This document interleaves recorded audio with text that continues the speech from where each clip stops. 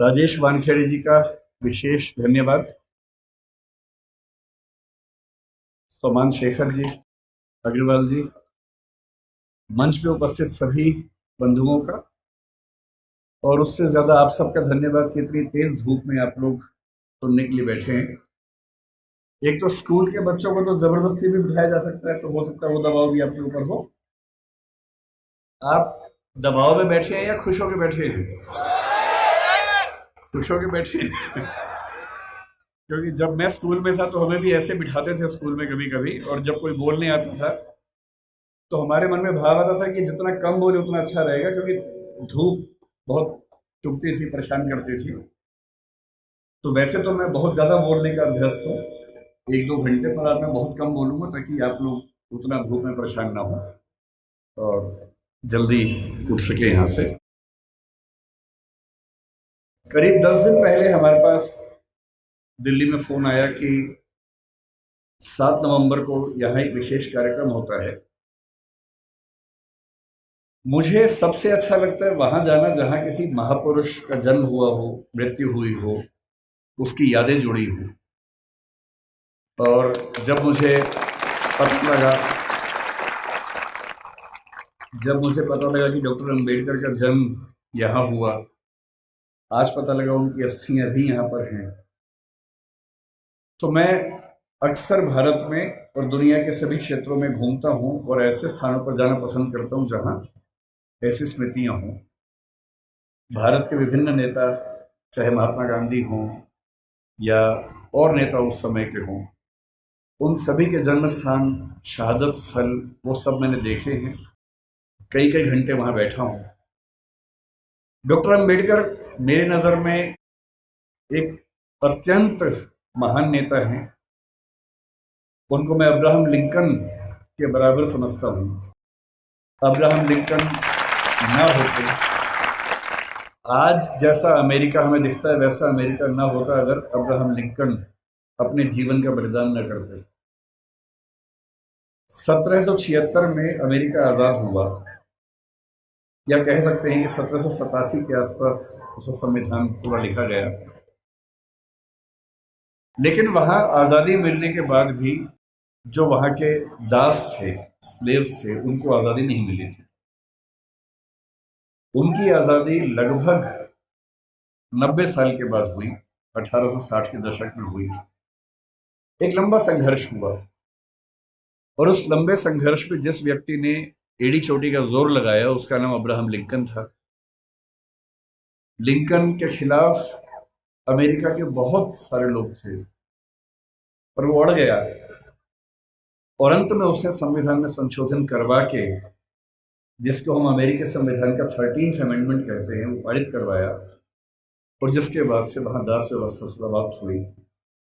उसकी कीमत यह है कि उसके कुछ ही समय के बाद अब्राहम लिंकन की हत्या हुई, लेकिन वो अपने जीवन की बलि देकर कम से कम अमेरिकी समाज के बहुत बड़े हिस्से को आज़ाद करवा के चले। अम्बेडकर जी कहते थे कि जिंदगी बहुत लंबी होने का मतलब नहीं है, जिंदगी महान होनी चाहिए। और महान जीवन का मतलब ये होता है कि सफल होना तो बहुत छोटी बात है। डॉक्टर अंबेडकर हमारी संविधान सभा के वो मेंबर थे जो सबसे ज्यादा पढ़े लिखे थे। एक ऐसा व्यक्ति जिसने पीएचडी भी 3 कर रखी हो और चौथी बाद में और उनको मिल गई हो। पूरी संविधान सभा में हमें इतना वेल रेड, इतना पढ़ा लिखा व्यक्ति नजर नहीं आता है। कुछ लोग कहते हैं कि संविधान सभा में उनकी भूमिका बहुत छोटी सी थी, नगण्य थी, क्योंकि उन्होंने संविधान लिखा नहीं था, उन्होंने संविधान की प्रारूप समिति की अध्यक्षता की थी। ये बात ठीक है कि वो प्रारूप समिति के अध्यक्ष थे, लेकिन संविधान सभा के एक मेंबर थे टीटी कृष्णमाचारी। उन्होंने एक बड़ी खूबसूरत बात कही कि संविधान सभा की प्रारूप समिति में कुल 7 मेंबर थे, जिनमें से एक ने ज्वाइन ही नहीं किया, एक बीमार पड़ गए, 2 दिल्ली के बाहर थे, एक देश के बाहर चले गए, एक ने इस्तीफा दिया, तब दूसरे मेंबर को लेके आए। और कहने को 7 मेंबर थे, लेकिन दरअसल केवल एक व्यक्ति के हाथ में ड्राफ्टिंग की सारी जिम्मेदारी आई, और ये कथन टी.डी. कृष्णमाचार्य ने संविधान सभा के भीतर दिया, और इसलिए हमें इस बात का सम्मान करना चाहिए। लेकिन आप में से अधिकांश बच्चे जिस सामाजिक परिवेश से हैं, मैं संयोग से समाज के उस परिवेश से हूं जिसमें सामाजिक विषमताओं को झेला नहीं। मेरा जन्म एक ऐसे परिवार में हुआ जो निम्न जाति का नहीं है, तो मैं सवर्ण समाज से हूं। संयोग की बात है, तुक्के की बात है। किसी का तुक्का कुछ लगता है, किसी का कुछ लगता है, तो मैं तुक्के से उस समाज से हूं जहां जातीय भेदभाव झेलना नहीं पड़ता है। मैं बहुत गरीब भी नहीं रहा। मेरे माता पिता अध्यापक थे, तो वेतन भी ठीक ही था उनका। और इसलिए मैं देखता हूं कि हमारे समाज में सामान्यतः एक राय ऐसी बन गई है कि डॉक्टर अंबेडकर केवल दलित समाज के नेता हैं, उन्होंने केवल उनके लिए कुछ महान काम किए। और मेरा मानना है कि इस गलत फहमी से हमारे समाज को बचना चाहिए। डॉक्टर अंबेडकर हमारे देश के आज तक के सबसे महान नेताओं में से एक हैं, और उनकी महानता को हमें स्वीकार करना चाहिए। धूप बहुत ज्यादा है, आपकी उम्र भी बहुत कम है, इसलिए मैं गहरी बातों में नहीं जाऊंगा। डॉक्टर अंबेडकर को लेकर कुछ बहुत गहरे विवाद, गहरे संवाद हो सकते हैं। उनका गांधी जी से क्या रिश्ता था, आज़ादी के आंदोलन से उनका क्या रिश्ता था, मार्क्सवाद से क्या रिश्ता था, बौद्ध धर्म से उनका क्या रिश्ता था, ये सब ऐसे प्रश्न हैं जिन पर हम कई घंटे गहरी बात कर सकते हैं। लेकिन क्योंकि आप अभी स्कूल वाले बच्चे हैं ज़्यादातर, आपके लिए इन विवादों में अभी उलझना ठीक नहीं है। आपके लिए जो ज़्यादा महत्वपूर्ण है, मैं उस बात पे आता हूँ। मैंने पिछले 1 साल में जो यात्राएं की, उसमें एक यात्रा कोलंबिया विश्वविद्यालय न्यूयॉर्क की, और वहाँ जाते ही मैंने अपने दोस्तों से पूछा कि भाई यहाँ डॉक्टर अंबेडकर पढ़ते थे, कोई ऐसा मेमोरियल उनका है क्या? तो वो मुझे एक लाइब्रेरी में, जो बेसमेंट में अच्छी लाइब्रेरी, उनकी काफ़ी अच्छी लाइब्रेरी है, वहाँ लेके गए। और लाइब्रेरी में एक दरवाज़ा जहाँ अंदर रीडिंग रूम है, उसके बाहर एक बहुत सुंदर प्रतिमा उनकी लगी हुई है, और साथ में काफ़ी उनके बारे में लिखा हुआ है। और मुझे बहुत अच्छा लगा कि कोलंबिया विश्वविद्यालय आज भी ये मानता है कि डॉक्टर अंबेडकर उनके आज तक के सबसे शानदार विद्यार्थियों में से एक थे। फिर उसी के कुछ दिन बाद मैं लंदन में था, तो लंदन स्कूल ऑफ इकोनॉमिक्स वहाँ से पास ही था, करीब 2-3 किलोमीटर दूर था। संडे का दिन था, तो मैं घूमते घूमते वहाँ चला गया। बंद था वो, तो मैंने वहाँ उनके जो स्टाफ के मेंबर थे उनसे रिक्वेस्ट की कि क्या मैं अंदर केवल घूम सकता हूँ थोड़ा सा? तो बोले हाँ घूम लीजिए। और जब मैं घूमने गया तो मैंने देखा कि बिल्डिंग में अंदर घुसने से पहले ही बाहर उन्होंने एक ही प्रतिमा लगाई है, और वो डॉक्टर अंबेडकर की ही प्रतिमा है। तो मुझे ऐसा लगता है कि जिस भारतीय सपूत की ख्याति दुनिया में इतनी ज़्यादा है, अमेरिका में, लंदन में जहाँ वो पढ़े, वहाँ के इंस्टीट्यूशन से मानते हैं कि हमारे महानतम विद्यार्थियों में से एक वो थे। तो ऐसा क्यों है कि हमारे समाज में उनको लेकर ऐसी गलतफहमियां बहुत ज़्यादा है? आज मुझे बुलाया गया है ये कह के कि बच्चों को प्रेरणा देनी है, पर दरअसल मेरे लिए तो खुद ये प्रेरणा का समय है कि मैं एक ऐसी जगह हूँ जहाँ डॉक्टर साहब पैदा हुए, उनकी मृत्यु हुई। मैं बहुत संक्षेप में आपको ये बताना चाह रहा हूँ, क्योंकि आप में से बहुत सारे बच्चे जिस समाज में पैदा हुए होंगे, आपकी परिस्थितियां कुछ कुछ वैसी होंगी जैसे अंबेडकर जी की थी। हालांकि वैसी नहीं होंगी, और क्यों नहीं होंगी? क्योंकि अंबेडकर जी हो गए आपसे पहले, इसलिए आपकी स्थितियां वैसी नहीं। अगर वो ना होते तो स्थितियां वैसी होती। तो मैं आपको थोड़ा सा बताना चाह रहा हूं कि आप किस भारत की ऐतिहासिक सामाजिक परंपरा में स्थित हैं और आपकी जिम्मेदारी क्या बनती है। मैं ये भी समझाना चाह रहा हूं कि जो सदस्य आप में से या समाज के जो सुनेंगे इस वक्तव्य को, जो समाज के उस तबके से नहीं भी हैं, जो समाज के संपन्न वर्ग से हैं, उनको भी समझने की जरूरत है, जो हम थोड़ा सा समझेंगे। क्या है वो? हमें किसी व्यक्ति की महानता समझने के लिए पहले ये देखना चाहिए कि उसकी प्रेरणा बिंदु क्या थी। आपको मैं प्रेरित करूं, इससे बेहतर है कि मैं आपको वही बताऊं डॉक्टर अंबेडकर के बारे में जिससे मुझे प्रेरणा मिलती है। शायद आपको भी किसी से प्रेरणा मिल जाए। और मैं ये स्पष्ट कर दूं, मैं किसी विचारधारा, किसी मान्यता, किसी वाद का अंध समर्थक नहीं हूं। मैं ना गांधीवादी हूँ, ना मार्क्सवादी हूँ, ना अम्बेडकरवादी हूँ। मैं सभी महान व्यक्तियों को पढ़ता हूँ, डूब के पढ़ता हूँ। अम्बेडकर जी जितना पढ़ते थे उतना नहीं पढ़ पाता हूँ, लेकिन तब भी काफ़ी पढ़ता हूँ। उनके बारे में तो एक ऐसी बात मैंने सुनी है, आप बार बार ताली मत बजाइए, उससे रिदम टूटेगी। ताली एक ही बार बजा दीजिएगा बाद में, है ना। अभी सुन लीजिए। मैं कल जब इंदौर आ रहा था, फ्लाइट में था, तो मैंने कुछ वीडियोस डाउनलोड किए हुए थे अम्बेडकर जी के बारे में, ये सोच के कुछ नया पढ़ने को मिले, कुछ नया सुनने को मिले, तो मुझे भी तो प्रेरणा मिले। तो एक जिक्र मैंने सुना। आप लोग धूप से परेशान तो नहीं हो रहे ज़्यादा? वैसे भी धूप मेरी तरफ ज़्यादा है, आपकी तरफ तो कम है, तो है ना।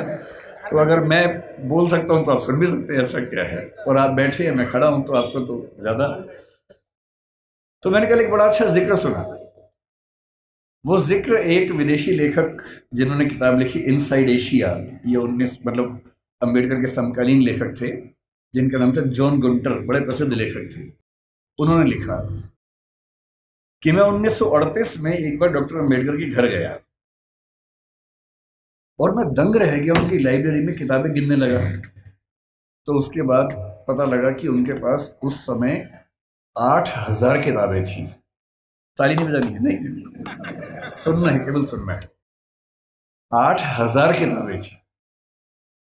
और जिस दिन डॉक्टर अम्बेडकर की 1956 में 6 दिसंबर को मृत्यु हुई, मैं जिस चीज से सबसे ज्यादा उनका प्रशंसक हूं, उस दिन उनके पास 35,000 किताबें थी। मैंने अरस्तु के बारे में सुना है, जो ग्रीक फिलॉसफी का सबसे महान चिंतक या सबसे महान चिंतकों में से एक हुआ। उसने अपने जीवन में 3,000 पुस्तकें लिखी। हालांकि वो अधिकांश पुस्तकें बहुत छोटी हैं, 2 पृष्ठ, 4 पृष्ठ, 5 पृष्ठ की हैं। मैं दंग रह जाता हूँ। मेरे पास डॉक्टर अम्बेडकर का पूरा साहित्य है, वो 21 किताबों में आता है। और जब मैं उसको उठा के 5-7 दिन पहले जब पता लगा यहाँ आना है, तो मुझे लगा मैं एक बार रेफरेंस के तौर पर फिर से देख लूँ। इतना मोटा बंडल है उन किताबों का, जो डॉक्टर अम्बेडकर ने केवल अपने 65 साल के जीवन में लिखी है। उनको समय कम मिला।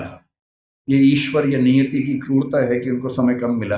अगर उनको 10-15 साल और मिल जाते तो निस्संदेह हमारा देश जैसा है उससे बहुत बेहतर होता। लेकिन नियति का मामला है। मैं देखता हूं कि हमारे समाज में बहुत लोग उनका विरोध करते हैं। उनको लगता है कि ये दलितों का नेता है, ये हिंदू धर्म के बहुत खिलाफ था, ये बहुत नाराज रहता था। लेकिन उन्होंने उन परिस्थितियों को, उस बैकग्राउंड को देखा नहीं जो आज मैं आपसे डिस्कस करूंगा। आपने सुना होगा जरूर, नहीं सुना तो आप सुन लीजिए और फिर तुलना कीजिए कि आज आप जहां हैं क्यों वहां हैं। अगर अंबेडकर साहब ना होते या ज्योतिबा फुले ना होते, उसके 500 साल पहले कबीरदास ना होते, उसके 2000 साल पहले बुद्ध ना होते, तो दरअसल हम वहां नहीं होते जहां आज हम बैठे। क्या उन्होंने क्या झेला अम्बेडकर जी ने? क्योंकि आप बच्चे हैं इसलिए मैं वही सी चीजें बताऊंगा जो आपको थोड़ा सुन के समझ में आएंगी और प्रेरणा मिलेगी आपको। जब वो 6 साल के हुए, यही पैदा हुए, यही उनका घर है, मुझे बताया गया इसी घर में उनका जन्म हुआ। आप लोग कितने सौभाग्यशाली है कि आप यहाँ आते हैं। मैं तो पहली बार जीवन में आया हूँ। कुछ दिन पहले इंदौर पहली बार मैं आया था, 1 साल पहले। मुझे ये नहीं पता था कि इतना पास में वो जगह है, वरना मैं उसी दिन आता। तो मुझे बड़ा आश्चर्य हुआ कि मैं इंदौर तक आया भी और मुझे पता नहीं चला। तो जब वो पैदा हुए इसी जगह है, क्योंकि उनका सौभाग्य था कि वो एक सूबेदार के बेटे थे, इसी सेना में काम करने वाले। मुझे आज पता लगा कि MHOW क्यों कहते हैं, मिलिट्री हेडक्वार्टर्स ऑफ वार उसका नाम था। मैं परेशान था कि महू की स्पेलिंग MAHU क्यों नहीं है, MHOW क्यों है। तो आज पता लगा नहीं, वो एक एक्रोनिम है, उसकी फुल फॉर्म एक है। वो जिस समाज में थे उस समाज के बच्चे स्कूल में नहीं पढ़ते थे, उनको पढ़ने की अनुमति नहीं थी। पर क्योंकि वो सूबेदार के बेटे थे, और सूबेदार एक कमीशन पद होता है सेना में, बड़ा पद होता है, तो इतना हो गया कि उनको स्कूल जाने का मौका मिल गया। पर उनकी माँ को, आदरणीय भीमाबाई जी को अच्छे से पता था कि जब बच्चा स्कूल जाएगा तो इसके साथ बहुत बुरा बर्ताव होगा, जिसको आपकी भाषा में बुलिंग कहते हैं, आजकल के बच्चों की भाषा में बुलिंग कहते हैं, उसका खतरा था। और माताओं को, पिताओं को बहुत चिंता होती है कि हमारे बच्चे के साथ स्कूल में ज्यादती ना हो, बदतमीजी ना हो। कल को आप भी पेरेंट्स बनेंगे, आप भी इस दर्द से गुजरेंगे ऐसे कई बच्चे होते हैं, कोई फिजिकली उतना ठीक नहीं है, कोई मेंटली उतना ठीक नहीं है। जब वो स्कूल जाते हैं बच्चे, एक तो पहले वो पीड़ित है, उसके बाद स्कूल के बाकी बच्चे उनका मजाक बनाते हैं, चिढ़ाते हैं। पेरेंट्स को इतना दर्द होता है इस बात से, लेकिन क्या करें। तो उनकी माता जी ने, भीमाबाई जी ने कहा कि देख बेटा, स्कूल जा रहा है, पहले ही समझा रही हूं, बहुत बुरे अनुभव होंगे, लड़ना मत, झगड़ना मत, विद्रोह करके छोड़ मत देना, क्योंकि पढ़ाई करोगे वो अकेला रास्ता है कि कुछ बड़ा कर पाओगे जीवन में, वरना कोई दूसरा रास्ता नहीं है। इस बात को उस छोटे से बच्चे ने मन में बिठा लिया। वो स्कूल गया। उस स्कूल में पहली बार कोई ऐसा बच्चा आया था जो समाज के अछूत कहे जाने वाले समुदाय का हिस्सा था। जो बाकी बच्चे थे बुरे नहीं थे, पर वो भी अपने अपने घर से सीख रहे थे, अपने समाज से सीख रहे थे। उनको ये पता था कि ऐसे बच्चों के साथ नहीं बैठना है, दूर रहना है। तो व्यवस्था हुई कि वो स्कूल में क्लास के सबसे अंत में, जहां सारे बच्चों के जूते चप्पल रखे हैं, उसके पड़ोस में एक दरी छोटी सी बिछा के बैठेंगे, और दरी भी खुद लेके आएंगे ताकि स्कूल में कोई और व्यक्ति अपवित्र ना हो। अब सोच के देखिए, इमेजिन कीजिए उस बच्चे की हालत कि एक बच्चा है, अपने घर से दरी लेके आता है, क्लास के अंत में जहां जूते चप्पल रखे उसके पास में बिछाता है, बैठता है, बाद में लेके जाता है। उसके साथ कोई खाना भी नहीं खाता है, तो वो दीवार की तरफ चेहरा करके अपना भोजन करता है जो घर से लेके आया था। उसको पानी पीने की अनुमति नहीं है। आपने ये सब नहीं झेला होगा, उस बच्चे का सोचिए। याद से केवल और केवल 110 साल पहले की बात मैं कर रहा हूं, बहुत पुरानी बात नहीं है, 115 साल पहले की बात। उस बच्चे को पानी पीना है, और स्कूल में पानी की एक ही व्यवस्था है कि जो पानी का नल है या घड़ा है उसे वो नहीं छू सकता।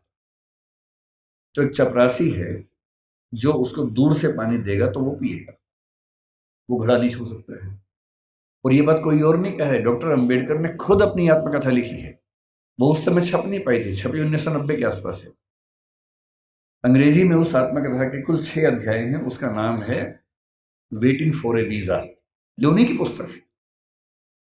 उसमें केवल 6 अध्याय हैं, जिनमें से 4 अध्यायों में उन्होंने अपने अनुभव बताए हैं और 2 में बाकियों के अनुभव बताए हैं। और जो पहला अनुभव है वो यही अनुभव है। और वो साफ लिखते हैं कि अगर किस दिन, बच्चों अभी मैं जानता हूं आप बहुत बेचैन हो गए, शरारत करने का मन भी होगा, लेकिन जिनकी बात चल रही है ना, उनके सम्मान में थोड़ा शांत रहें और सुने, है ना, समझें उस बात। चंचलता इस उम्र में होती है, लेकिन थोड़ा सुन लीजिए, क्या हो गया, फायदा हो जाएगा, कुछ नया सीखोगे, है ना। आपकी उम्र से बहुत पहले अंबेडकर जी बहुत सीरियस हो गए थे, इसलिए वो अंबेडकर जी हैं। तो अब तो सीरियस हो ही जाना चाहिए। और जिस व्यक्ति की बात चल रही है उसका कितना एहसान है हम पे, आपके समाज में विशेष रूप से, ये भी समझना चाहिए। जिस दिन चपरासी नहीं आएगा उस दिन पानी नहीं पी सकते हैं। उन्होंने एक वाक्य लिखा अपनी आत्मकथा में, नो पियन नो वाटर। उस समय ऐसी बोतलें नहीं होती थी जो भी आपको बढ़ रही थी, जिन बोतलों के लिए आप हाहाकार मचा रहे थे, उस जमाने में नहीं होती थी। उस जमाने में पियन नहीं आता था तो पानी नहीं मिलता था। उनके नंबर बहुत अच्छे है क्लास में। व्यवस्था थी कि जिसके नंबर जितने अच्छे होंगे वो उतना आगे बैठेगा, पर उनको ये ऑप्शन नहीं था कि वो आगे बैठ सके, उन्हें पीछे ही बैठना था। ये सब झेलते झेलते वो पढ़े। जब 10वीं क्लास में आए तो एक अध्यापक उनके थे, कृष्णा जी अर्जुन सेलुस्कर नाम था उनका। उन्होंने उस बच्चे को, भीमराव को, एक छोटी सी पुस्तक भेंट की जो बुद्ध की जीवनी थी, और कहा कि इसको पढ़ो। अंबेडकर कहते हैं कि उस पुस्तक को और मैं अपने अध्यापक केलुस्कर जी को जिंदगी भर नहीं भूल पाया। वही केलुस्कर जी बाद में उनको बड़ौदा के महाराज सियाजी राव गायकवाड़ से मिलवाने ले गए, वजीफा दिलवाया, फिर वजीफा बढ़ा, और जब वो एल्फिंस्टन कॉलेज के विद्यार्थी हुए तो उनको कोलंबिया विश्वविद्यालय जाने के लिए स्कॉलरशिप मिली, वहीं से मिली, बड़ौदा से मिली। 4 साल कोलंबिया में रहे और इतनी मेहनत करते थे, कोलंबिया विश्वविद्यालय से एमए और पीएचडी करने के साथ साथ लंदन स्कूल ऑफ इकोनॉमिक्स से भी एमए और पीएचडी कर डाली। और उन्होंने कहा कि मैं भी बाकी विद्यार्थियों की तरह कुछ घंटे पढ़ के बाकी मौज मस्ती कर सकता था, पर मैंने रोज 21 घंटे पढ़ना चुना ताकि मैं वो सारी सीमाएं दूर कर सकूं जो मैंने अपने समाज में देखी हैं। 17 में वो भारत वापस आए। अब देखिए स्थिति क्या होती है। जब वो भारत आए तो 4 साल अमेरिका में रहे थे, बीच में लंदन में रहे थे, तो उनको वहां जाति व्यवस्था नहीं थी, वहां कोई अछूत नहीं था। वहां भी ब्लैक्स की दिक्कत थी, अश्वेतों की दिक्कत थी, पर क्योंकि वो अश्वेत नहीं थे इसलिए वो दिक्कत उन्होंने नहीं महसूस की। तो उन्होंने 4 साल देखा कि एक समानता का व्यवहार उनके साथ हुआ, तो वो उसके अभ्यस्त हुए। अब भारत आए। बड़ौदा महाराज के साथ जो सहमति थी वो ये कि जब वो पढ़ के आएंगे तो बड़ौदा सरकार में सिविल सेवक बनेंगे, दीवान बनेंगे। अब सोच के देखिए क्या हुआ उनके साथ। वो व्यक्ति बंबई से बड़ौदा आया, और जब बड़ौदा आया तो उसको लगा कोई तो लेने आएगा, क्योंकि वो महाराज के सिविल सर्वेंट थे। स्टेशन पर कोई लेने नहीं आया उनको, क्योंकि उनका समाज पिछड़ा हुआ था। तो कोई बात नहीं, उतरे, सोचा कि अब कहाँ रहूं। उनको अंदाजा था कि जो हिंदू समाज की धर्मशालाएं हैं, होटल से, वहां उनको अनुमति नहीं मिलेगी, क्योंकि वो अस्पृश्य माने जाते हैं। तो काफी ढूंढने के बाद उनको एक पारसी धर्मशाला मिली। ये सब बातें अंबेडकर जी ने अपनी जीवनी में लिखी है, आत्मकथा में, वहीं से बता रहा हूं आपको, उन्हीं की लेखनी है। क्योंकि पारसी धर्म में तो जाति व्यवस्था नहीं है, तो उनको लगा यहां शायद शांति मिलेगी। वो पारसी धर्मशाला में गए, वहां कमरा के लिया। एक ही कमरा था, बड़ा बहुत बुरी हालत में कमरा था, फर्नीचर से भरा हुआ गोदाम जैसा कमरा, उसी के कोने में रहने की व्यवस्था हुई। तो रहने लगे। कुछ देर के बाद उस धर्मशाला का जो केयर टेकर था वो गुस्से में आया और उसने कहा कि तुम पारसी नहीं हो। उन्होंने कहा नहीं, मैं तो पारसी नहीं हूं। तो बोले बताया क्यों नहीं? बोले आपने पूछा नहीं, मैं क्यों बताऊं। लेकिन उस धर्मशाला में कई महीनों से शायद कोई आया ही नहीं था, हालत खराब थी। तो फिर सहमति बनी कि यार तुम ना रजिस्टर में कोई पारसी नाम लिख दो, मैं मैनेज कर लूंगा। और बोले मुझे कुछ दिन में घर मिल ही जाएगा, मैं फिर वहां शिफ्ट हो जाऊंगा। तो एक पारसी नाम कुछ रख के काम चलाया। लेकिन 11 दिन हुए थे अभी, और 11वें दिन लगभग 10 से 15 पारसी युवक हथियार, लाठी, डंडे हाथ में लेके चिल्लाते हुए उनकी तरफ बढ़े। और तब उन्होंने कहा कि एक अछूत आदमी पारसी धर्मशाला में कैसे आ गया? तुमने हमारी धर्मशाला खराब कर दी। अंबेडकर जी ने कहा कि आपके धर्म में तो जाति व्यवस्था है नहीं। बोले वो सब हमें नहीं पता, भागो यहां से। और खतरा था कि हिंसा हो सकती थी। अंत में तय हुआ कि शाम तक का समय है, छोड़ देना, वरना छोड़ेंगे नहीं। डॉक्टर अंबेडकर अपने ऑफिस गए। ऑफिस में उनकी कुर्सी अलग बनाई गई। उनका चपरासी उनको पानी इस तरह से देता था कि जैसे किसी खराब व्यक्ति को दे रहा हो। फाइलें फेंक के देता था ताकि छू ना ले। आप उस व्यक्ति का मन सोचिए कि जो व्यक्ति इतना पढ़ के आ गया है, अमेरिका से पीएचडी, लंदन से पीएचडी कर चुका है, इकोनॉमिक्स में पहली बार देश में किसी ने इतने गंभीर स्तर पर अध्ययन किया होगा, उसके साथ ये बर्ताव हो रहा है। उन्होंने महाराजा के सचिव से बात की, भाई मुझे रहने को घर कब मिलेगा, छोड़ना है मुझे। कोई जवाब नहीं मिल पाया। शाम तक छोड़ना है। पूरे बड़ौदा में एक भी जगह नहीं है जहां वो रह सके। अंतिम उपाय क्या किया? अपने एक हिंदू दोस्त से बात की कि भाई, जो दो दोस्त उनके बाहर से पढ़ के आए थे, एक हिंदू एक ईसाई, दोनों से बात की।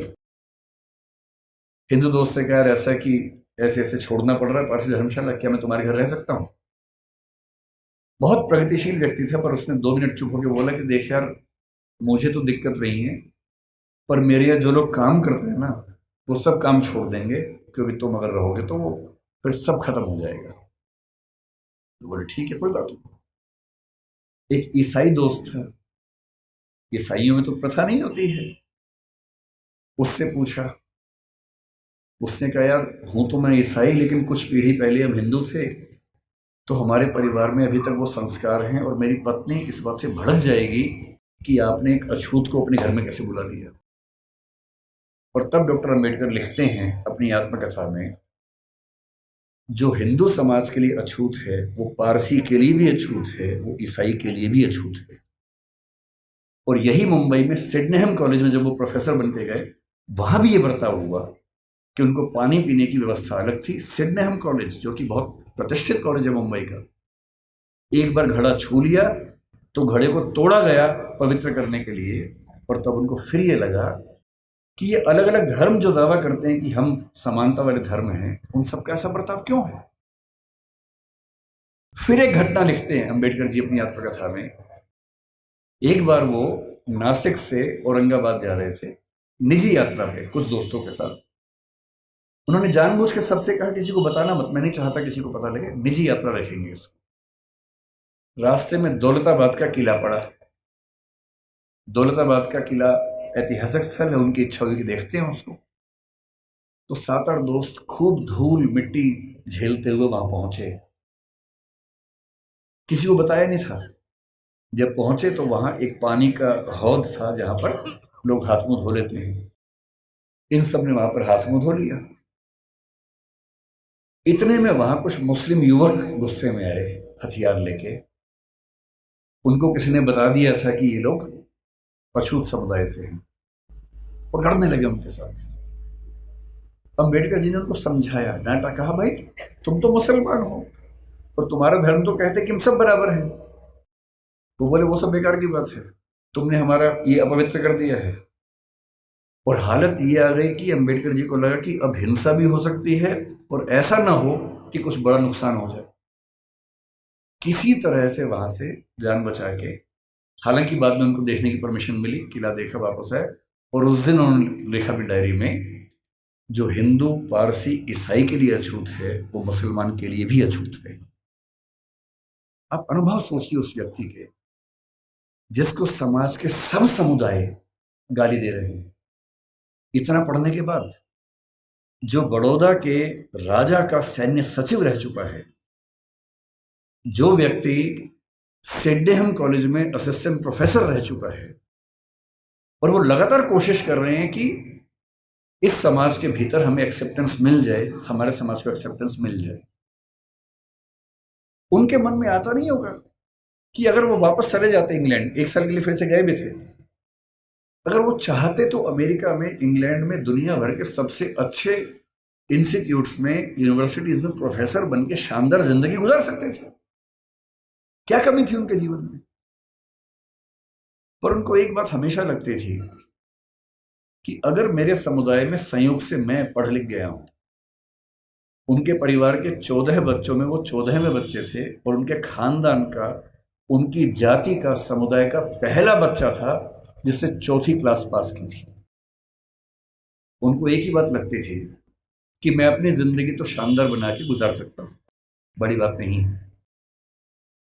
पर नियति ने, इतिहास ने मुझे एक ऐसा मौका दिया है कि यदि मैं अपने निजी सुख दुख भूल जाऊं और रात दिन 24 घंटे अपने समाज के विकास में ताकत लगा दूं, तो हो सकता है कि मेरी वजह से हजारों, लाखों, करोड़ों उन व्यक्तियों को बेहतर जिंदगी मिले जिनकी जिंदगी मानवीय जिंदगी तो नहीं है, कई मामलों में पशुओं से भी बदतर जिंदगी है।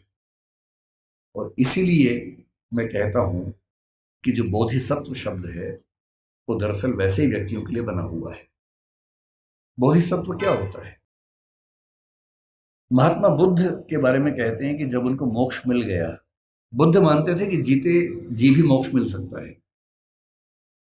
कहते हैं कि उनको मोक्ष मिल गया, और जब उनको मोक्ष मिल गया तो वो मुक्ति में जाके आनंद में रह सकते थे। पर उन्होंने कहा कि नहीं, इस समाज में, इस दुनिया में इतने लोग दुखी हैं, इतने लोग परेशान हैं। उनके अंदर बहुत करुणा थी। उनको लगता था कि जब तक दुनिया में एक भी व्यक्ति दुखी है, परेशान है, तब तक मैं अकेला मोक्ष लेकर क्या करूंगा।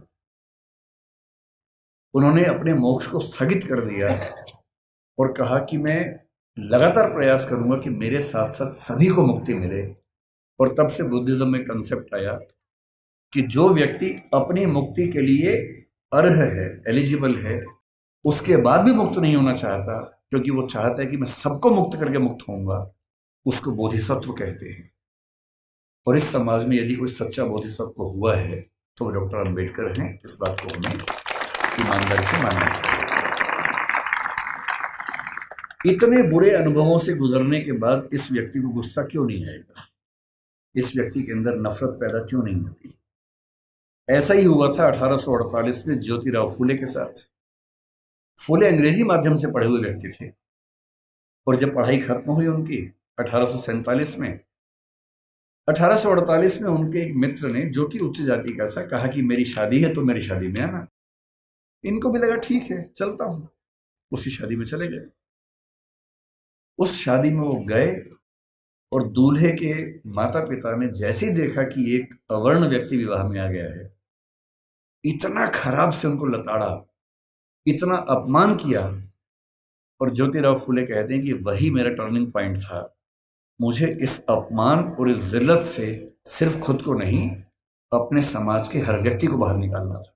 और इसलिए 1848 में उन्होंने पहली बार लड़कियों का स्कूल खोला, अपनी पत्नी को पढ़ाया, देश के इतिहास में पहली बार लड़कियों की पढ़ाई लिखाई की व्यवस्था की।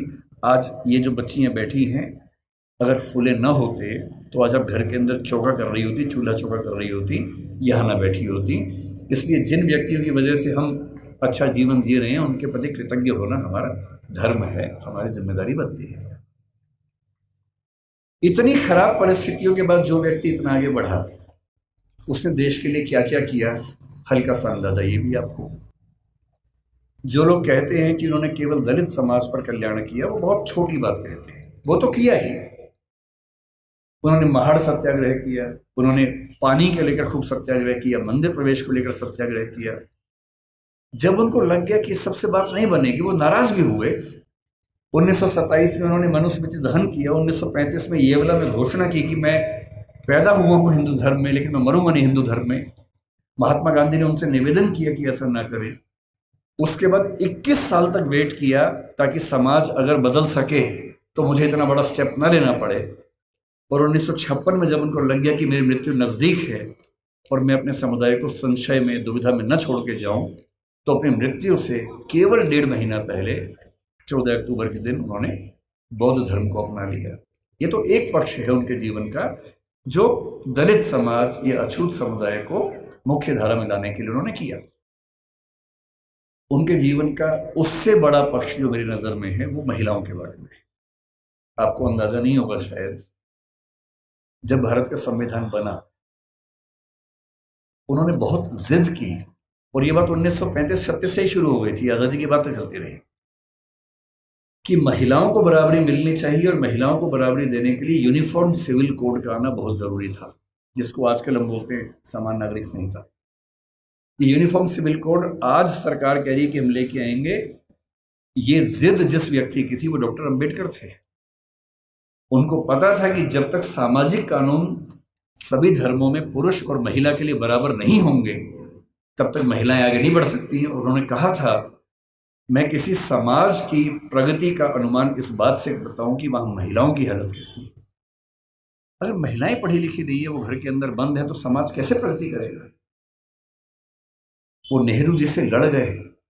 जिस सरकार में वो कानून मंत्री थे, 1946 से 51 के बीच का जो दौर था, उन्होंने नेहरू जी से, जो प्रधानमंत्री थे, खूब झगड़ा किया कि यूनिफॉर्म सिविल कोड आप लेके आइए।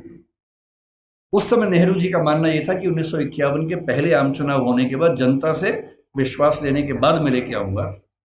और अंबेडकर साहब ने नाराज होकर इस मुद्दे पर देश के कानून मंत्री के पद से इस्तीफा दिया और एक भाषण दिया जिसमें कहा कि नेहरू जी ने अपने वायदे को निभाया नहीं है और महिलाओं की बराबरी के लिए जो प्रयास करना चाहिए वो प्रयास कर नहीं रहे।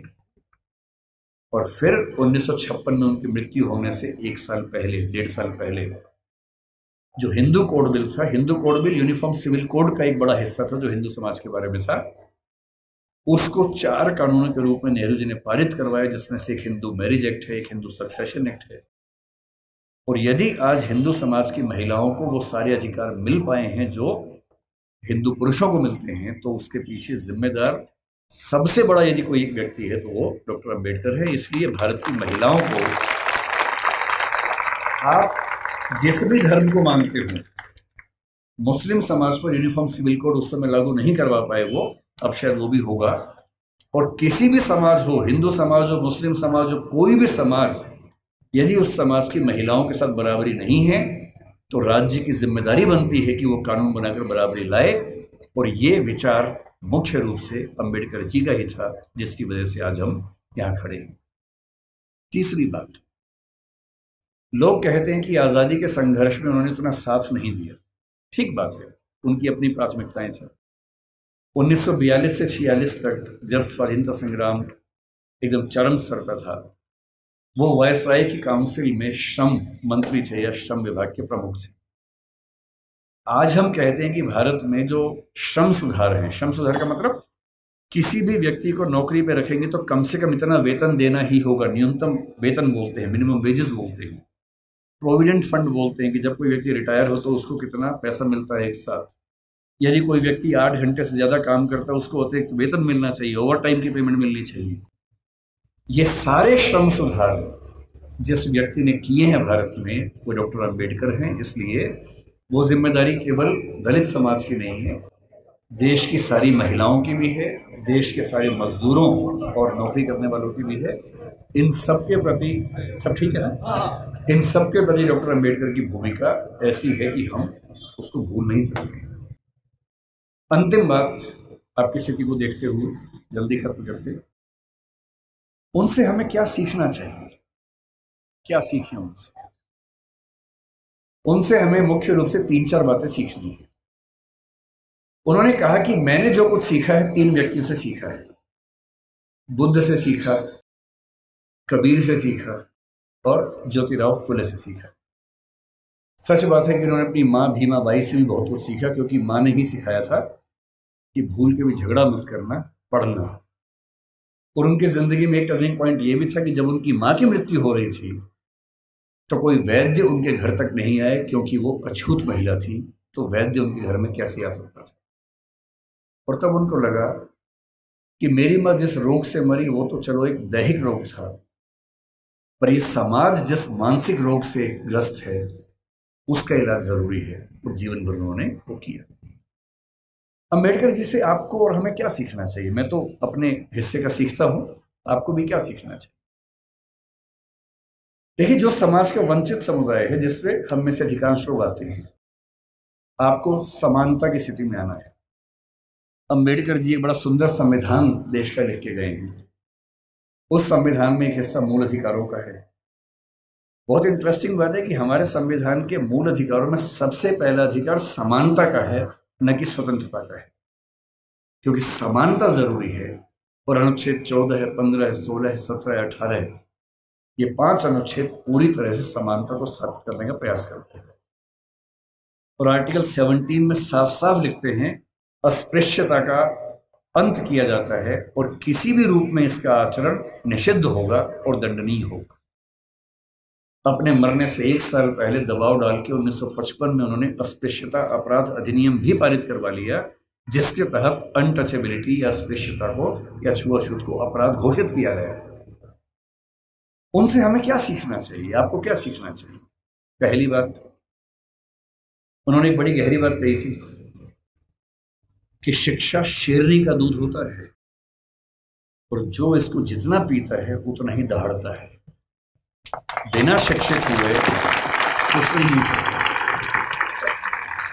और यहां तक कहा कि तुम्हारे पैर में जूते हो ना हो, हाथ में किताब होनी चाहिए।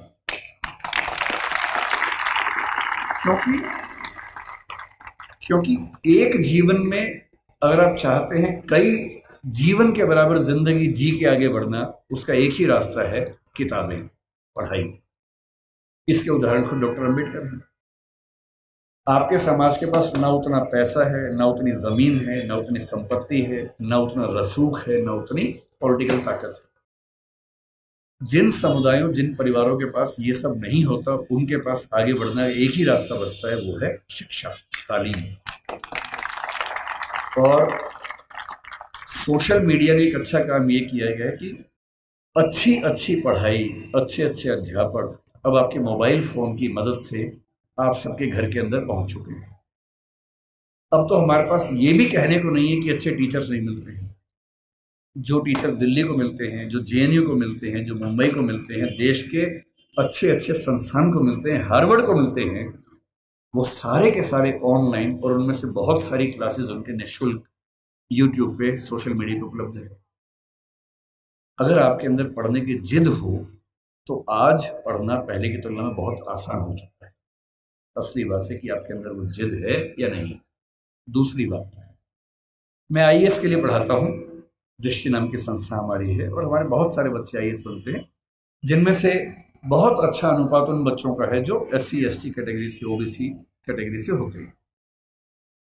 मैंने एक चीज देखी है, आपसे विशेष रूप से निवेदन कर रहा हूं। बहुत सारे ऐसे बच्चे होते हैं जो समाज के पिछड़े समुदाय से आते हैं और उनको इस बात की बड़ी शर्मिंदगी होती है कि मैं पिछड़े समुदाय से हूं। उनको आरक्षण मिलता है, वो आईएएस बनते हैं, आईपीएस बनते हैं, और आईएएस आईपीएस बनने के बाद कोशिश करते हैं कि उनकी वो पहचान खत्म हो जाए कि वो पिछड़े समुदाय से हैं और वो किसी उच्च समुदाय के व्यक्ति से शादी ब्याह करके अपने आप को वहां एक्सेप्ट करवा ले किसी तरह से। ऐसी उधेड़-बुन में लग जाते हैं। मैं आपसे एक बात का निवेदन करना चाह रहा हूं, जिस समाज से आप हैं उस समाज को लेकर शर्मिंदा कभी नहीं होना है, एकदम नहीं होना।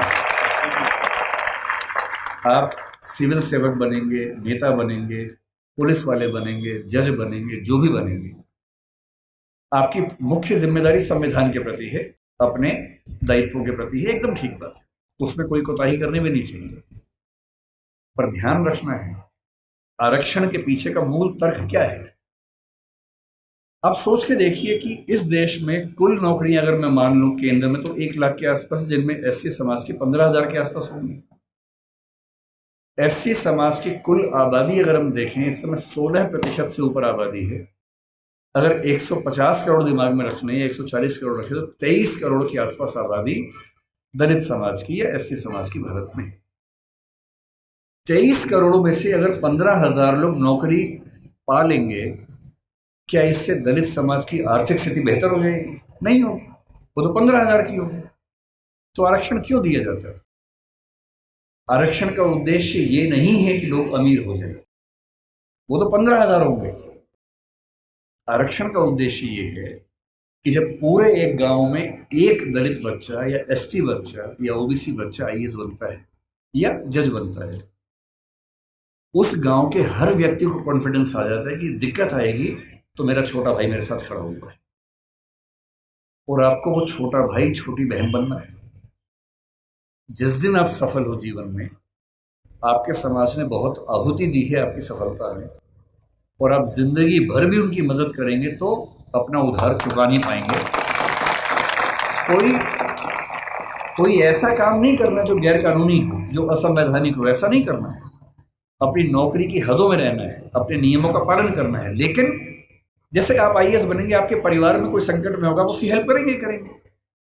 ठीक वैसे आपके समाज में कोई संकट में है, पुलिस यदि उसके साथ बदतमीजी कर रही है, गैर कानूनी कृत्य कर रही है, तो उस पुलिस को आप फोन करेंगे तो उसके साथ कुछ गलत नहीं होगा, ये आप पक्का कर सकते हैं। अंबेडकर साहब से सीखना चाहिए कि मैं जिस पृष्ठभूमि से हूं उस पर शर्माना नहीं है। अगर वो पीछे की स्थिति है तो उससे लड़ना है और अपने साथ साथ अपने पूरे समाज को मुख्य धारा में लाने के लिए टेढ़ी चोटी का जोर लगाना है, ये सीखना है।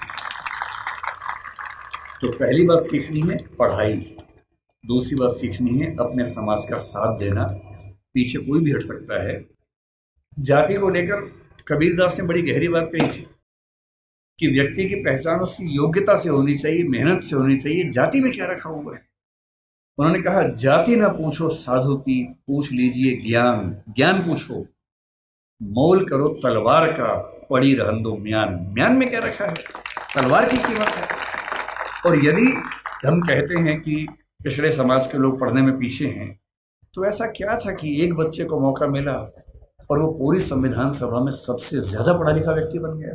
इसका मतलब है कि अवसर मिले, जुनून हो तो व्यक्ति कुछ भी कर सकता है।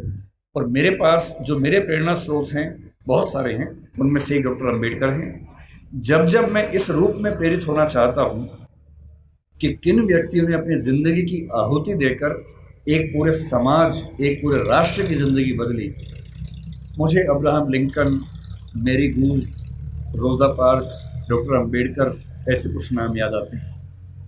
और मेरा मन कहता है कि मैं अपने समाज के बच्चों से, केवल आपसे नहीं, मैं अपने घर के बच्चों से भी यही कहता हूँ कि जिंदगी जियो तो वैसी जियो कि आपके जाने के बाद लाखों करोड़ों व्यक्तियों का जीवन बेहतर बने। और ये मजाक नहीं है।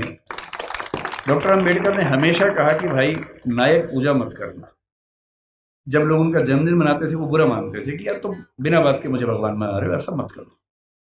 नाराज होते थे कि ये तुम मुझे भगवान बना दोगे तो तुम अपनी जिम्मेदारी भूल जाओगे, सोचोगे ये भगवान था, इसी का काम था, मेरा काम नहीं है, ऐसा मत करना। उन्होंने खूब मना किया। समाज की अपनी मजबूरी है कि यदि कोई व्यक्ति इतना महान काम करके जाए तो उसको सम्मान न दे तो क्या करे। इसलिए उनका जन्मदिन भी मनाया जाता है, पुण्यतिथि भी मनाई जाती है। 14 अक्टूबर का दिन भी नागपुर में मनाते हैं। आज 7 नवंबर, आज का दिन बड़ा पवित्र है। आज वो जीवन में पहली बार स्कूल में गए थे, उसी स्कूल में जहाँ दरी हाथ में लेके जाना होता था। ये उसी स्कूल की बात है। और मुझे खुशी है कि ये जो संगठन है यहाँ इस दिन को मना रहा है। और मैं एक अंतिम एग्जाम्पल के बाद समाप्त करता हूँ। 1954 का एग्जाम्पल है। अमेरिका में जो स्थिति हमारी यहाँ दलित समाज की है वो स्थिति अमेरिका में अश्वेतों की रही लंबे समय तक। हुआ क्या कि जब अमेरिका आजाद हुआ तो अमेरिका के संविधान में समानता की बात लिखी गई। जब समानता की बात लिखी गई तो दास लोगों ने विरोध किया कि अगर समानता है तो हम दास कैसे हैं। 90 साल लगे दास प्रथा को समाप्त करवाने में। अब्राहम लिंकन ने खत्म किया, अपना जीवन दे दिया। तो 1866 में दास प्रथा खत्म हो गई, लेकिन अभी भी अश्वेतों को अधिकार नहीं मिले। महिलाओं को वोटिंग राइट्स नहीं मिले अभी तक। अब महिलाओं और अश्वेतों के आंदोलन शुरू हुए कि हमें बराबरी चाहिए। और उसमें एक घटना, बड़ी रोचक घटना है, सुनिए क्या हुआ। 1950 के आसपास अश्वेतों का आंदोलन बड़ा प्रखर हो गया। उस समय डॉक्टर अम्बेडकर अपने जीवन के आखिरी दौर में थे। उन्होंने भी उस आंदोलन को देखा, समझा। उसमें 2 घटनाएं घटी। एक महिला थी रोजा पार्क्स। अमेरिका का नक्शा देखा हो तो उसमें एक राज्य है अलाबामा। अलाबामा में एक शहर है मोंटगोमरी, वहां का प्रसंग है। अस्पृश्यता कुछ मात्रा में अमेरिका में भी थी और देशों में भी थी। कैसे थी देखिए। वहां एक नियम था कि जो सरकारी बसें होती थी उन बसों में शुरू की 4 सीटें केवल श्वेत लोगों के लिए होती थी और चौथी सीट के पीछे अश्वेत लोग बैठ सकते थे। वो भी एक कंडीशन पे कि यदि श्वेतों की 4 सीटें भर गई और फिर कोई श्वेत आ गया तो अश्वेत को सीट छोड़नी पड़ेगी। ये कंडीशन थी। तो लोग करते थे, बैठते थे, 4 सीट छोड़ते थे। कोई श्वेत आ गया, उठते थे, छोड़नी पड़ती थी। उनको खराब लगता था। ये वही पानी है जो उनको नहीं मिलता था, है ना। इसके लड़ना नहीं है, प्यार से लेना है, झगड़ा नहीं करना है। एक दिन उनके जैसा जी के देखो कि पानी नहीं मिला, एक दिन जी के देखो ताकि समझ में आए कि उनका जीवन कैसा था। खैर, एक महिला थी जिसका नाम था रोजा पार्क्स। करीब 40 साल की, बहुत ही सभ्य महिला थी, अश्वेत महिला थी। कई बार उठ चुकी थी बस से। बस में बैठती थी, उठा दिया जाता था। एक दिन उसको बहुत गुस्सा आ गया। तो बस में बैठी थी 5वीं सीट पे। पहली 4 पे श्वेत लोग बैठे, कुछ लोग और आ गए। ड्राइवर जिसका नाम विलियम ब्लेक था वो उठा और उसने कहा कि आप उठिए। 3-4 लोग थे अश्वेत, सब उठ गए। उसका उठने का मन नहीं हुआ। ड्राइवर ने फिर कहा कि उठना होगा। उसने कहा ऐसा है कि मैं तो नहीं उठूंगी, जो करना कर लो। बस आगे नहीं बढ़ी। पुलिस आई। उस महिला का नाम रोजा पार्क्स था, कभी सर्च कीजिएगा नेट पे पता लगेगा। उसे गिरफ्तार किया गया, जेल में डाला गया। पूरे अफ्रीका, पूरे अमेरिका के उस राज्य के अश्वेत, यहां तक कि मार्टिन लूथर किंग जूनियर जो उस समय काफी प्रसिद्ध नेता थे, वो भी इस आंदोलन में शामिल हो गए। सभी अश्वेत व्यक्तियों से निवेदन किया गया कि सरकारी बस में बैठना ही नहीं है। वो सरकारी बस का एक प्राइवेट बस कंपनी को ठेका मिला हुआ था, वो चला रही थी। अश्वेत समुदाय ने बड़ी गजब की एकता दिखाई। 20-20, 30-30 किलोमीटर दूर उनके घर थे। टैक्सी से आए। अश्वेत टैक्सी वालों ने बस के बराबर किराए में टैक्सियां चलाई, लेकिन बस में नहीं बैठे। 1 दिन, 2 दिन, 3 दिन, होते होते 381 दिन आंदोलन चला। 381 दिन, 1 साल से ज्यादा कोई बस में नहीं बैठा। और अंत में अमेरिका के सुप्रीम कोर्ट को इस कानून को खारिज करना पड़ा जिसमें अश्वेत बैठ नहीं सकते थे, और वहां उस आंदोलन की समाप्ति हुई। डॉक्टर अंबेडकर हमारे समाज के रोजा पार्क्स बने, अब्राहम लिंकन बने। और अगर आपको लगता हो कि आपका जीवन खराब है, एक और घटना से अंतिम बात करके समझ लें। अमेरिका में जब समानता आई तो स्कूल शुरू हुए, अश्वेत बच्चे बोले हम भी स्कूल जाएंगे। कुछ कुछ अंबेडकर जी की याद आपको आएगी इस घटना से। अब अश्वेत बच्चे स्कूल जाएंगे, ये तो वहां के संविधान में लिखा हुआ था। तो वहां की सरकारों ने क्या रास्ता निकाला, कुछ स्कूल श्वेतों के लिए कुछ अश्वेतों के लिए बना दिए। मामला सुप्रीम कोर्ट में गया कि भाई ये क्या समानता है, हम भी उसी स्कूल में पढ़ेंगे। तो सुप्रीम कोर्ट ने फैसला दिया कि नहीं, समानता का मतलब सिर्फ इतना है कि आपको स्कूल मिलेगा, अच्छी गुणवत्ता का मिलेगा, लेकिन अगर अलग अलग स्कूल है तो इसमें कोई दिक्कत नहीं है। तो ये व्यवस्था ठीक है कि अश्वेतों का स्कूल अलग, श्वेतों का स्कूल अलग। अब ये बड़ी दिक्कत थी अश्वेतों को, आंदोलन चलता रहा चलता रहा चलता रहा। 1954 में जब आंदोलन चल रहा था ये वाला, सुप्रीम कोर्ट अमेरिका का, उसको भी लगा कि अब समय बदल रहा है, और अमेरिकी सुप्रीम कोर्ट ने एक नया फैसला दिया, ब्राउन का मामला कहते हैं, और उसमें उसने घोषणा की कि समानता का जो 14th अमेंडमेंट की समानता उनके यहाँ है, उसके तहत समानता का सही मतलब ये है कि जिस स्कूल में श्वेत बच्चे पढ़ेंगे उसी स्कूल में उसी क्लास में अश्वेत बच्चे भी पढ़ेंगे। ये 1954 में हुआ। अंबेडकर साहब 56 में गए, उनके सामने की बात है, 2 साल आखिरी थे उनके पास। अब जब ये हुआ तो अमेरिका में हंगामा हो गया। श्वेत समुदायों ने इतना हंगामा किया, अपने शहर तक बदल लिए ताकि एक ऐसे जगह जाके रहें जहां केवल श्वेत लोग रहते हैं, उनके स्कूल में केवल श्वेत लोग पढ़ें। अब अश्वेत बच्चे स्कूल में कैसे जाएंगे? तो हुआ कि जो बस जाती है स्कूल की श्वेत बच्चों की, उसमें अश्वेत बच्चे भी जाएंगे। और मैंने वो कहानियां पढ़ी हैं विस्तार में, जब पहली बार अश्वेत बच्चे श्वेत बच्चों के साथ स्कूल में गए,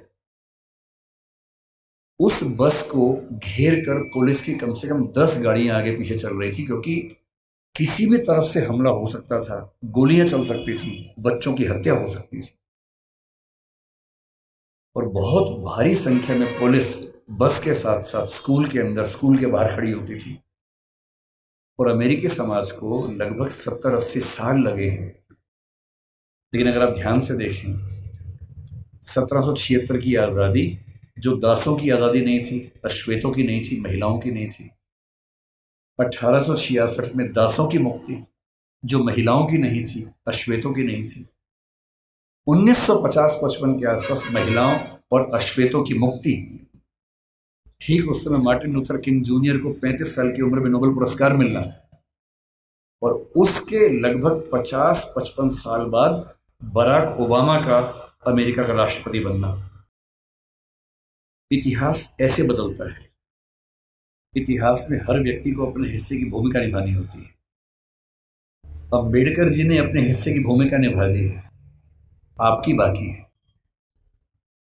ठान लीजिए, इतना पढ़ना है। उस आदमी को सोचिए, वो उसने अपने जीवन में पहला रिसर्च एंथ्रोपोलॉजी में किया, अंबेडकर जी ने। एंथ्रोपोलॉजी के विद्वान, इकोनॉमिक्स में पीएचडी की, और वो व्यक्ति पॉलिटिकल साइंस और संविधान का एक्सपर्ट बना बाद में।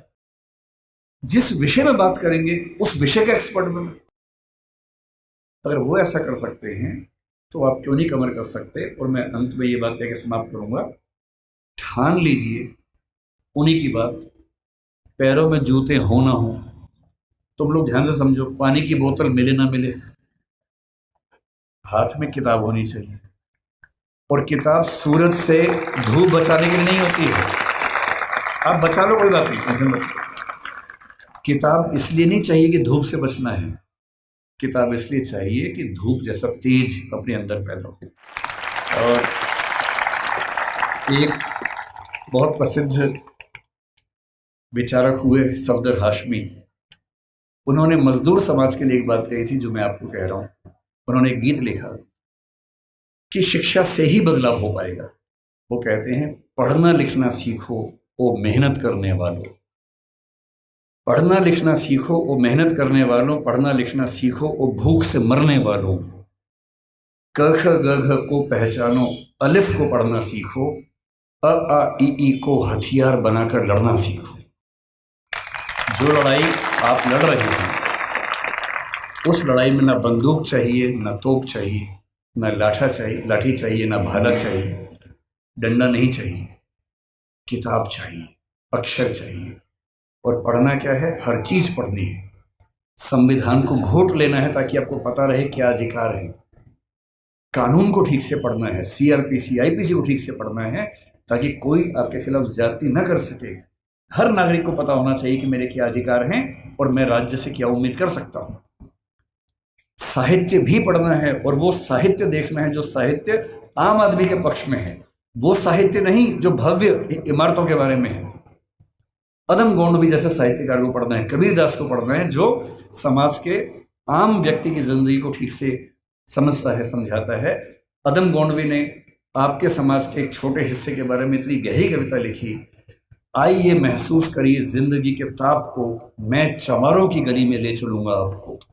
ऐसा साहित्य पढ़ना है जो साहित्य समाज के उन वर्गों के बारे में है जिन्होंने जिंदगी की तलखी को, बुराइयों को, संघर्षों को सबसे ज्यादा सहन किया है, उनको पढ़ना है। तकनीक को पढ़ना है। डॉक्टर साहब ने कहा था कि जो समाज विज्ञान नहीं पढ़ता, ज्योतिबा जी ने भी कहा था, जो समाज विज्ञान नहीं पढ़ता वो कभी आगे बढ़ ही नहीं सकता। विज्ञान पढ़िए, तकनीक पढ़िए, आर्टिफिशियल इंटेलिजेंस पढ़िए, जो भी नई चीजें हैं जिनसे भविष्य में विकास होगा उन सब में पढ़ाई करनी है। और जितना पढ़ने के बाद आगे बढ़ेंगे, बस ध्यान रखना है आगे सिर्फ आप नहीं बढ़े हैं, आपका समाज आपके साथ आगे बढ़े, ये आपकी नैतिक जिम्मेदारी है। ये कह के बात समाप्त करूंगा। बहुत बहुत धन्यवाद।